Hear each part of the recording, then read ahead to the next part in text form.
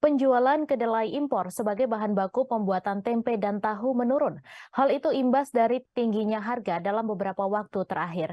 Pedagang kedelai di Kota Semarang, Nini, mengatakan penurunan penjualan di tokonya bahkan hampir mencapai 50% dibandingkan dengan sebelum adanya kenaikan harga.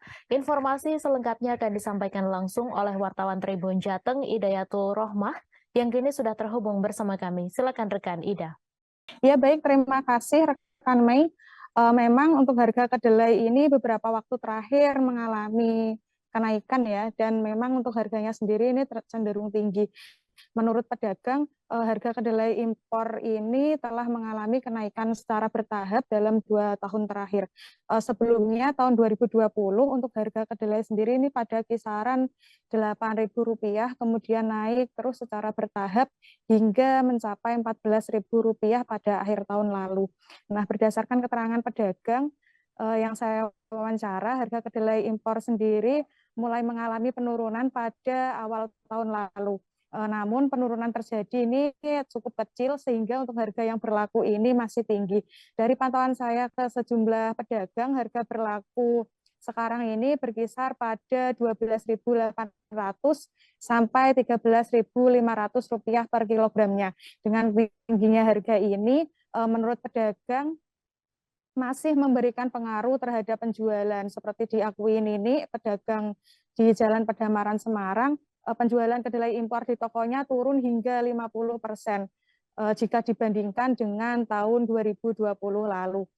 Nah, di sisi lain, pedagang di jalan tersebut ada yang menyebutkan untuk harga umum kedelai sendiri ini berada di kisaran Rp13.500 per kilogram.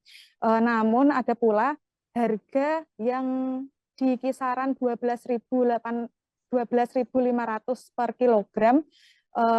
Namun harga tersebut hanya berlaku untuk pelaku UMKM atau pengrajin tempe dan tahu yang mendapatkan subsidi kedelai. Nah, sedangkan tidak semua pengrajin ini mendapatkan subsidi kedelai ya pemirsa. Saya juga sempat wawancara ke pengrajin tempe, diantaranya yaitu Hadi Purnomo di Lamper Tengah Semarang. Ia menyatakan bahwa kesulitan untuk mendapatkan subsidi karena persyaratan administrasinya yang dirasa cukup sulit seperti itu. Sehingga kedelai impor yang dibelinya itu berkisar Rp13.200 per kilogram. Nah, tingginya harga ini juga membuat produksi tempe di tempatnya ini menurun ya, dari yang sebelumnya sekitar 60 kilogram per hari menjadi 55 kilogram per harinya. Sementara itu saya juga melakukan konfirmasi ke Dinas Ketahanan Pangan Kota Semarang, yaitu Pak Bambang Pramusinto, mengatakan bahwa pihaknya saat ini telah mendata terkait dengan penerima subsidi di Kota Semarang. Data penerima itu nantinya akan diserahkan ke Dinas Ketahanan Pangan Provinsi Jawa Tengah untuk kemudian disesuaikan dengan kuota yang diberikan ketika ada penggelontoran subsidi nantinya. Nah, ia menyebut bahwa awal tahun ini memang belum ada penggelontoran subsidi, namun terakhir ini Desember lalu yaitu sekitar 317 penerima. Subsidi diberikan tersebut yaitu berupa selisih harga sekitar Rp1.000 untuk setiap kilogramnya, sehingga untuk harga kedelai di pasaran yang sekitar Rp13.600 per kilogram ini bisa dibeli oleh pengrajin dengan harga kisaran Rp12.600 per kilogram. Nah, Bambang sendiri memang tidak memungkiri bahwa di Kota Semarang ini belum sepenuhnya pengrajin tempe ataupun tahu mendapatkan subsidi. Selain berdasarkan kuota, dia juga menyebut ada persyaratan yang perlu dipenuhi oleh distributor sebagai penyalur subsidi maupun para pengrajin tersebut. Demikian, Mei. Terima kasih rekan Ida atas laporan Anda, dan Tribunars, wartawan kami juga telah menghimpun wawancara dengan pedagang kedelai di Kota Semarang. Berikut tayangannya untuk Anda. Turunnya 100, 50, 100, 200.